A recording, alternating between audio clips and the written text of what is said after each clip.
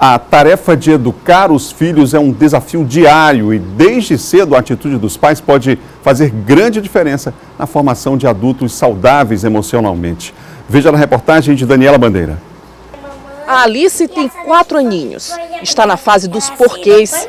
A mãe Camila sabe bem a missão de educar a criança com toda a complexidade que tem o mundo lá fora. A filha é a primeira neta dos 2 lados dos pais.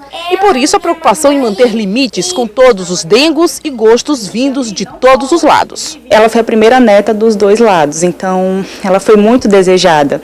E desde o começo a gente percebeu que a gente precisaria ser um pouco mais rígido na criação dela, para que os avós, os tios e as tias não estragassem tanto, né? A preocupação da Camila é mais do que válida. Especialistas afirmam que grande parte do desenvolvimento da vida está diretamente ligada ao ocorrido na infância e como nós fomos educados. A ausência de limites logo nos primeiros anos de vida pode contribuir e muito com a intolerância e a incapacidade de lidar com fracassos. Então a mãe da Alice não economiza nos nãos. Assim que é necessário, a menina ouve a palavra como parte da educação. Desde pequenininha a gente já acostumou ela a receber alguns nãos, porque infelizmente esses não serão necessários, né? Alguns a gente acaba tendo um pouquinho mais de dificuldade, mas na maioria das vezes a gente consegue ter êxito.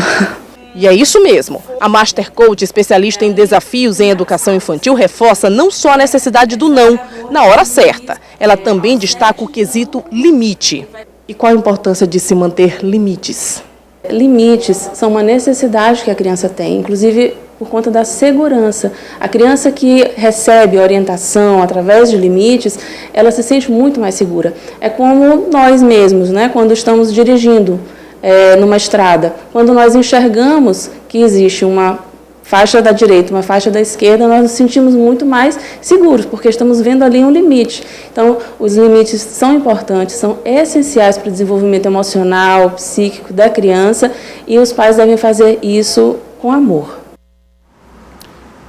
Para falar mais sobre o assunto, eu recebo aqui no estúdio do Bom Dia Maranhão, Evelyn Lindholm, psicóloga, psicoterapeuta clínica e forense. Está conosco aqui no Bom Dia. Evelyn, obrigado por ter aceito o nosso convite. Bom dia, de nada. Quais são as consequências de uma criança que desde cedo, não recebe limites? Que adulto é esse que está sendo formado? Na verdade, quando a gente pensa em por que eu vou instaurar limites, né? O limite ele tem a necessidade no seguinte propósito. A partir do momento em que eu sei as regras, eu sei exatamente o que é certo e o que é errado. Então eu não vou ter dificuldade de decidir como eu devo agir. O limite ele serve para isso, ele serve para que eu perceba o que eu devo fazer. Quando eu não percebo isso me causa uma certa ansiedade. Porque, por exemplo, vamos imaginar um pai que dá uma regra, a mãe dá uma regra diferente. A criança vai entender o que é o certo e o que é errado? Não. Ela não vai ter a percepção de como ela deve agir, porque os direcionamentos estão sendo dados de formas difusas, né? E aí, nesse caso, os avós também participam, têm que participar do processo? Ou seja, está todo mundo envolvido nisso? Eles têm que estar envolvidos no que tange a... Se eu, por exemplo, tiver um filho que ele vai de vez em quando na casa dos avós, eles não precisam necessariamente seguir todas as regras em que eu e o pai da criança definimos, né? Não é também assim tão intransigente isso, inflexível isso, mas algumas regras que são extremamente importantes para o desenvolvimento e a percepção da criança no que diz respeito ao que devo fazer, o que não devo. Os avós devem estar informados desse direcionamento para que eles possam auxiliar nessa educação ao invés de aquela percepção do deseducar, né? Você falou ainda há pouco sobre regras, né? Qual a importância da rotina na vida das crianças? Isso pode fazer diferença em relação a adultos que têm, por exemplo, pânico, ansiedade? Qual é a relação que existe entre isso e esse processo de formação que começa bem cedo? A partir do momento em que eu tenho uma criança que ela não sabe, por exemplo, o que vai acontecer em seguida, isso pode trazer para ela ansiedade, né? Quando eu penso em regras, por exemplo, tais pessoas buscam o meu filho tais dias na escola, tais pessoas têm tal contato, meu filho vai tal dia para tal lugar. Nós mesmos, como adultos, gostamos de saber o que vai acontecer depois. Vamos imaginar que a gente esteja num relacionamento qualquer com uma pessoa, a pessoa passa na sua casa e diz, olha, a gente vai sair. Tá, mas para onde, né? A gente está indo para onde, indo fazer o quê?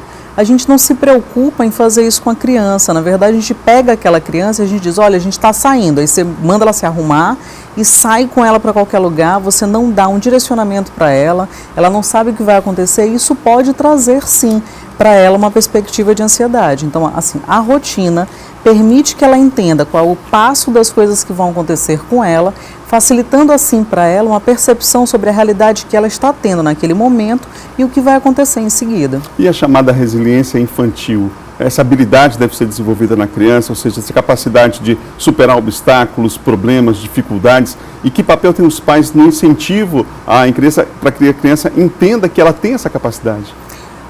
O mais importante quando a gente pensa em resiliência, que seria a persistência, seria a percepção do que está acontecendo em volta de mim, o meu desenvolvimento. Acho que o mais importante é a gente entender que a criança ela tem percepção do que acontece em volta, e se você possibilitar ela desde cedo um diálogo afetivo, esse diálogo vai ser um facilitador na relação da criança com o adulto.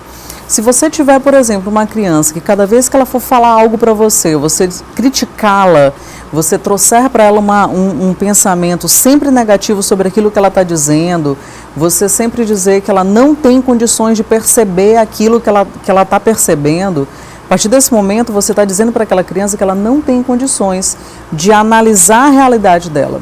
Então isso vai dificultar o diálogo da criança com o adulto, e isso vai fazer necessariamente com que essa criança, inclusive, não te procure mais para fazer essas trocas. Então a gente tem aí inúmeras crianças que têm dificuldade de diálogo com os pais em função de quê?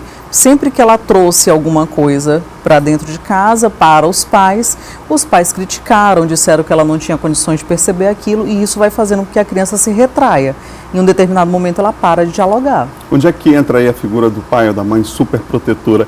Que prejuízos isso traz para a criança a curto, médio, longo prazo, enfim? Quais são as consequências disso? A partir do momento em que eu tenho um pai ou uma mãe superprotetor, que traz para a criança sempre o repertório de, olha, não faz isso porque tal coisa vai acontecer, não faz aquilo, ou então eu simplesmente incluo a criança numa rede de satisfação das suas necessidades imediatas, eu não possibilito inclusive até que ela deseje coisas, ou que ela passe para mim a ideia daquilo que ela quer, eu estou fazendo com que essa criança não tenha autonomia. Essa falta de autonomia vai trazer para essa criança, infelizmente, uma percepção de que ela não tem condições de fazer as coisas. Então, quando ela for para o mundo real, né, que ela não esteja mais dentro ali de casa, sendo protegida, ela não vai saber se proteger. Ela não vai saber se colocar, ela não vai saber dialogar, ela não vai saber, por exemplo, se posicionar quando alguém for agressivo com ela, ou for, por exemplo, bullying mesmo, que as crianças sofrem constantemente, ela não vai saber como lidar com aquilo. Por quê? Dentro do ambiente familiar, ela está sempre o tempo todo muito protegida, às vezes não tendo relação com muitas pessoas, então ela não tem condições de interpretar aquilo que está acontecendo em volta, e por isso ela acaba sendo machucada muito mais facilmente. Nosso tempo já está se esgotando, o assunto é longo, a gente poderia passar uma hora aqui falando sobre isso, mas a importância do elogio, do reforço à criatividade, desse tipo de estímulo às crianças. Eu acho que é sempre importante que você diga para a criança, que assim, não é para você ficar dizendo o tempo todo, nossa, como você é inteligente, especial e tudo mais. Não, mas dizer para ela que parabéns por ela ter se esforçado, parabéns por ela ter feito a parte dela, parabéns por ela ter tentado. Isso já é muito válido. Evelyn, obrigado pela entrevista aqui no Bom Dia Maranhão. De nada, querido.